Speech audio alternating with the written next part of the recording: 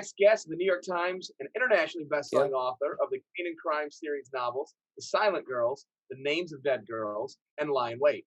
Currently, he lives in Vermont with his wife, son, and daughter, and his next book, I Am Not Who You Think I Am, will hit stores this October. Eric Rickstad, welcome to Thriller Talk.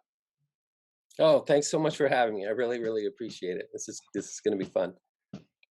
Listen, Eric, before we get into the books themselves, I just want to start by asking, when did you know that you wanted to be a writer, and what made you finally take the plunge to go ahead and write your first manuscript? I knew pretty early on, as much as a kid can know. When I was young, in grade school, third, fourth grade, I loved reading pretty much anything that was put in front of me. Read books from the school library all the time. When I was bored at the kitchen table, I'd read everything front and back of every cereal box that was in front of me. And I loved stories. My mom worked at a hardware store her whole life as a clerk, and she heard stories all the time. I'd go in and visit. I hear all the stories and gossip and rumors, and um, I loved Encyclopedia Brown and The Great Brain and Judy Blume, and I just started writing stories at a really young age. When they asked for assignments, even in third grade, um, I'd write these long stories that were far beyond what they expected or maybe wanted. And then I started writing short stories early on. I tried to write some outdoor stories and pieces, nonfiction pieces for Outdoor Magazine. And then one day I was writing a short story. I'd written a bunch of them, and um, in about 45, 50 minutes, an hour, I had about 25 pages, and it just scratched the surface of this woman and by using her stove, uh, opening her stove, and it was this long story, and I knew there was this kid involved, but it was way too long to be a short story, and that turned out to be my first novel, and I wrote that over a couple of years. So um, I just sort of followed my nature, and then learned about the whole publishing process. Well, you've certainly taken off, and we're happy you did make that choice. So, Eric, obviously, we talked about the fact that you live in Vermont, and I always think of Vermont as a super happy place where there's phenomenal cheese, great cycling tours, really good skiing, and outdoor living. How do you bring the darker side of Vermont to your settings? Yeah, well, there is all that, but the cycling, there is a dark side. I think the nature first, being outdoors, growing up outdoors, being in these remote woods. There's a very gothic feel to it. We live in a house that's 150 years old. It was built by a Civil War veteran. A lot of the houses around me are 100 years older than that. So there's that gothic feel with the old barns and farms and old colonial houses. And then being in the woods growing up, it would start to get dark, and I'd start to get scared, and I'd start to wonder, you know, what's going to happen if I stay in here too long and I get lost, or it gets dark on me. Um, and then there are events that happen, even though it's a small state. And in the Silent Girls, I mentioned, that it's ironic that people say things can't happen. Bad things like this shouldn't happen here, murders and etc. And if my take is that wherever there's people, probably something bad will happen eventually. And so it really comes from being immersed in this place that's both beautiful at the same time. It can be very dark. You could be fishing in a river, and it can suddenly, or be in the mountains, it can change quickly. And get to war with people before in the woods, that meant and felt lucky to get out of there sort of unscathed. So it's a combination of all those things. I love that dark and scary woods. Yeah. You talked a little bit about writing short stories and then going into full-length novels.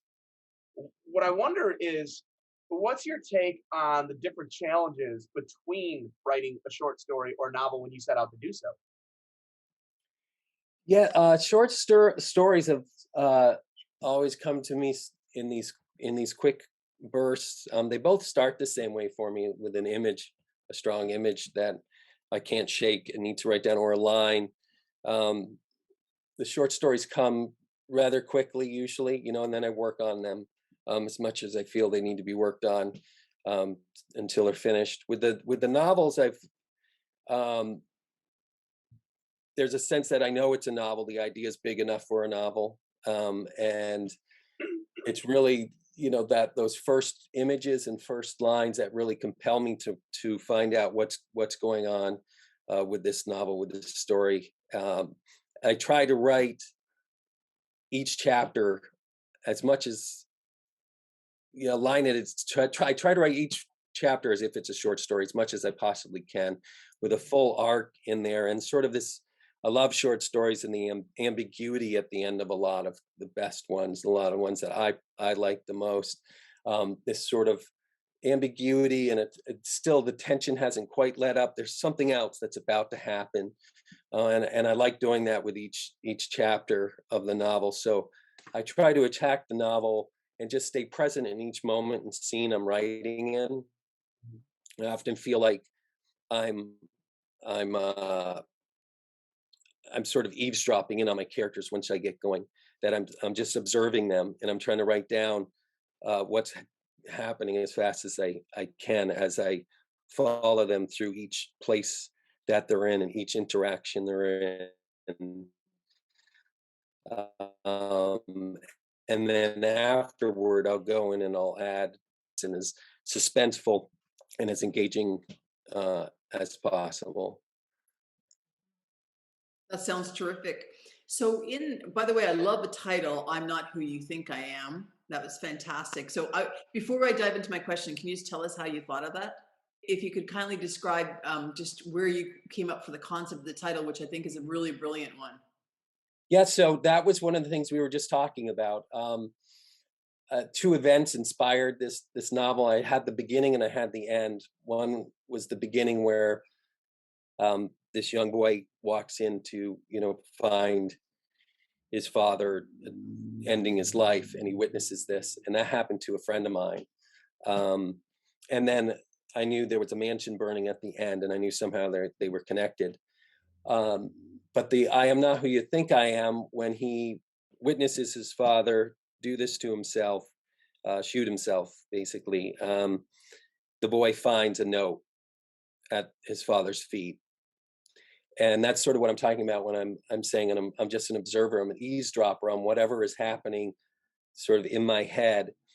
And I didn't know there was a note until the boy looked down and he saw a note, and I didn't know what the note said until the boy flipped the note over, and it said, "I am not who you think I am." And I said, "This one's going to be a tough one to figure out." This is going to be, but that's the challenge, and that's what I really love about writing, is that now I need to know how this note came to be, who wrote it. Was it the father that wrote it? And that's what the boy tries to discover later on. So I'm discovering it with him. He's leading me along, and I'm just following him around. I love that. And with respect to the voice, when you kind of have to go into a different mindset when you write such a young character, do you eavesdrop on people to try and learn the way teenagers speak today? Um, no, I mean, like probably any writer, especially, I'm always eavesdropping on people and listening, as I'll pick my kids up at school or those types of thing, and always listening to how people speak. Um, this is sort of in a flashback um, tense, this novel, so it's mostly set in the 80s, but so a lot of it was how I might have talked or interacted back then, so it made it easier in that way. Um, but yeah, I do. I listen to how people speak and what they say, and will, like a lot of writers, grab a really great line that someone says at the store, or someone says to me on the phone, or whatever. And I work hard at trying to make dialogue really move on the page. But again, with dialogue, for me, sometimes I can't write it fast enough because they just start talking, and then I have to edit out, you know, obviously some stuff that doesn't work for the novel. But Well, I think you were wise to have the teenage dialogue take place in the 80s because I have a couple teenagers. I don't even know what they're talking about half the time. They can literally, their friends come over and I try to be the really yeah, cool dad that understands all the hip work, yeah, and I'm told I don't. So no, no my hard my feelings. kids are only my kids are 10 and 6, and I've been uncool for their whole lives. So You're in for a surprise. All the words that you think you know what they mean, you don't. They have new meanings now. And certain words that I thought were cool are definitely no longer cool. So it's a lot harder to stay up with teens uh, right, these days. But so my question for you, man, is you're so good at bringing characters to life and establishing them, fleshing them out, their backstories, and you do it all like relatively quick yeah. too. Um, is that something that just comes very naturally to you, or do you put a lot of thought and effort into who each character is ahead of time and how you want to introduce them to readers? So yeah, that goes back to what I was speaking toward earlier, in that um, w- I will rewrite them to flesh them out. With this novel in particular, they really appeared fully to me. You know, Waylon, the lead character's sister, and his friend Clay, and the girl he's sort of smitten with, Juliet, and his mom, particularly his mom. They sort of arrived on the scene fully there and ready to go, and um, hopefully they're fully fleshed out, real feeling characters. I feel I hope I succeeded in that way. So with this one in particular, it was uh, you know, someone appearing on stage for me to start to write about. You know, I don't know he has a sister until he mentions having a sister, um, and it's a very peculiar process to me sometimes that I don't particularly understand. I know a lot of people outline and take notes and things like that, and that might benefit me, and it might not. I don't know. I certainly later on go back through and flesh them out even more, and change them around to make them as fully realized as I can. Well, you certainly do a great job on characterization, as Ryan said. So, given the fact that you're a New York Times bestselling author, USA bestselling author, and you received many other accolades, I wonder if you could share with us the proudest moment of your career so far. I think with each book, you feel this is my best book. You know, the one that you've just finished, and the one that it's about to go out into the world. So I'd say, you know, right now I'm really proud of this particular book of I Am Not Who You Think I Am. I mean, your first book getting accepted is mind blowing. You know, it's unbelievable when that someone wants to publish your first book. That's or even my first short story in a small literary magazine that probably no one's ever heard of and was defunct 20 years ago. I couldn't have been more ecstatic after submitting hundreds and hundreds of stories. Not hundreds and hundreds of stories, but dozens of stories, multiple times to equal hundreds of times Yeah. submissions. Um, so you know, any of those along the way, but this one in particular, I think I'm very proud of. So Great. So out of everything that you've written, looking back on your body of work so far, is there any one book that stands out as particularly hard to write? And if so, why? well, they're all hard to write in their own way. It's weird. You get done, and I have no idea how I wrote each novel, which I'm sure is a familiar feeling for a lot of writers. You have no idea. I have no idea. I look back and have no idea how I've written six or however many it is. And um, Reap took the longest. It was my first. Took me, you know, 3 years because I was writing a massive amount of short stories at the time and could have went back and forth. Um, I'd say probably if I had to say which one was the most difficult, um,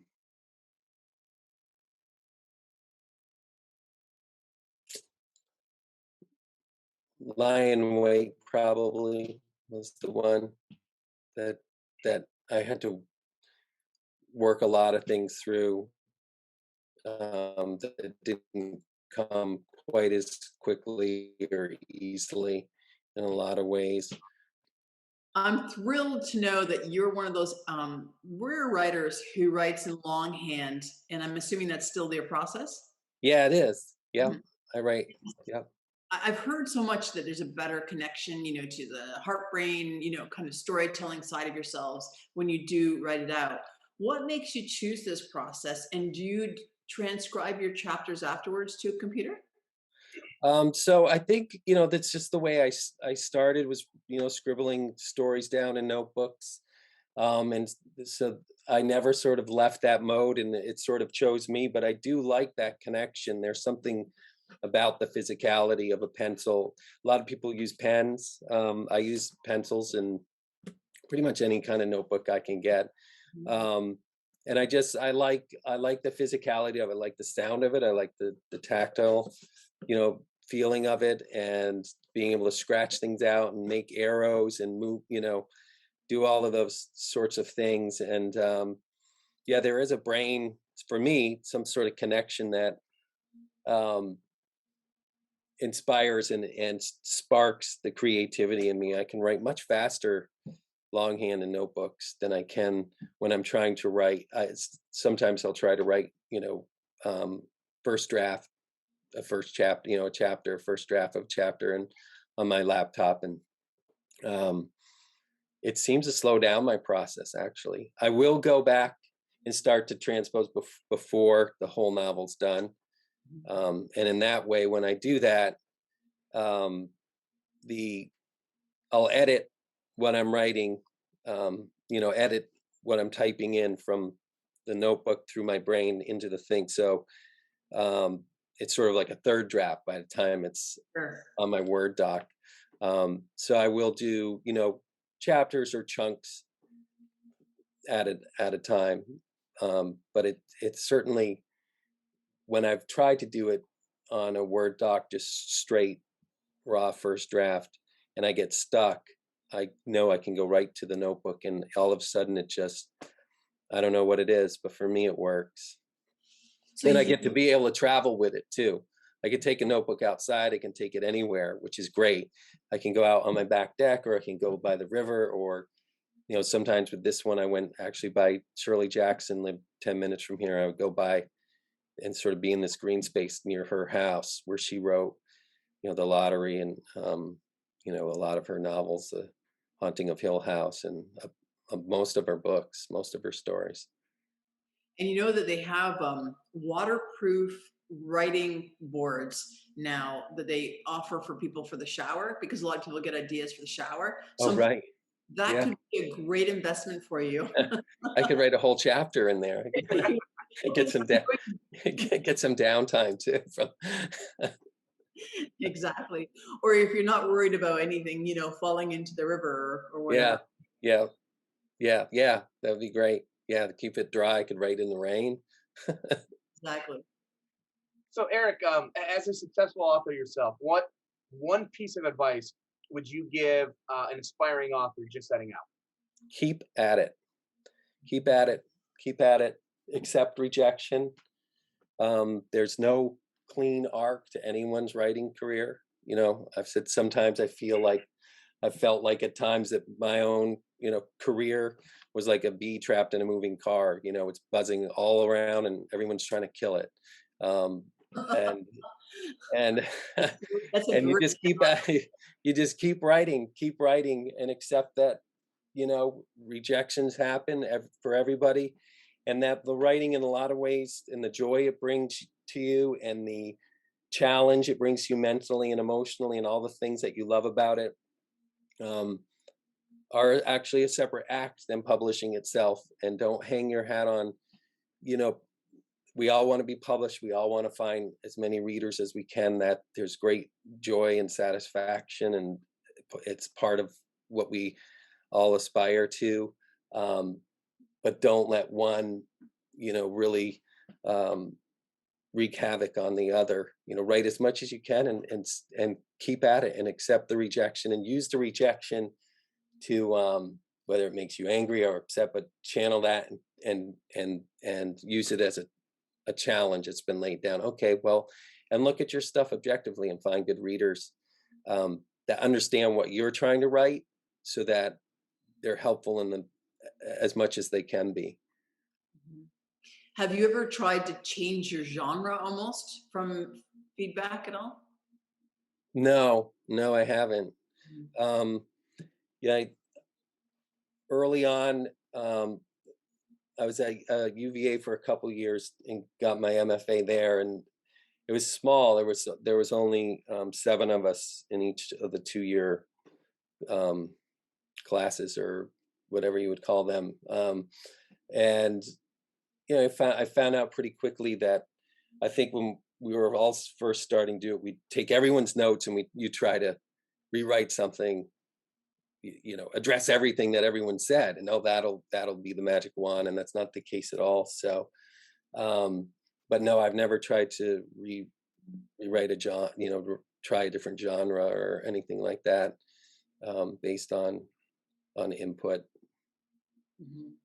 If you were to ever try a different genre, though, uh, where do you think you'd write? Oh, I'd love to try. It's not that I am stuck to that. There's genres that I would love to try. I think this book's definitely different, even though it's a crime novel, and it's very suspenseful, but it's much more gothic than the others, and it's much different type of character.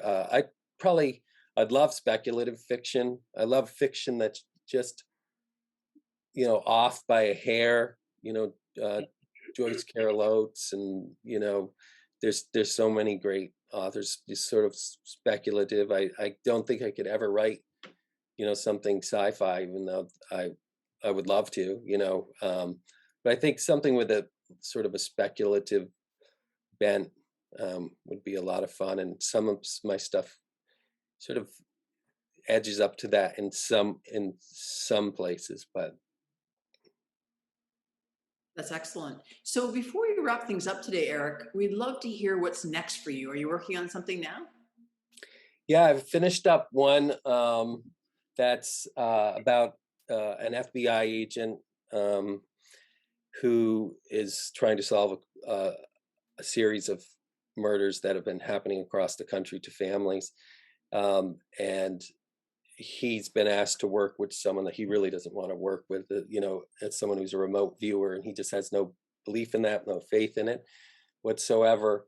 But it also flips it's sort of a mind hunter for now, but it flips it, in that this FBI agent has no use for profiling. In fact, he thinks it's basically a pop culture trope, and that no profiler or profiling has ever led to the arrest of anyone. And so he works from a very different place, especially in fiction, from other FBI agents, particularly in fiction, that a lot of profiling, and he just has no use for it and doesn't believe in it at all. And doesn't believe anyone's ever been caught. Ted Bundy was caught because he got pulled over in his VW. The son of Sam was caught because of a parking ticket.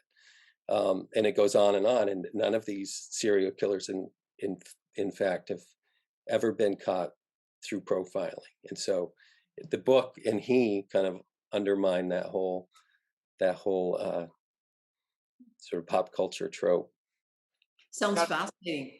And I was just going to say that if you're a serial killer, you should probably take the bus. Yeah, yeah, I know, right? They're all just pulled over for Yeah, broken taillights and stuff. yeah, You take a horse. I don't know, but don't drive a car, and definitely don't park it and feed the meter at least. You know, yeah. is that book a 2022 release? I'm not sure yet. Okay. I'm not sure yet. Well, what we do know for sure is I Am Not Who You Think I Am comes out October 5th. Yes. We definitely encourage people to run out and pick that up as soon as it comes out. And Eric, thank you so much for joining us today. Thank you for having me. Thank you very much. It's been a lot of fun. I really appreciate it. It's a real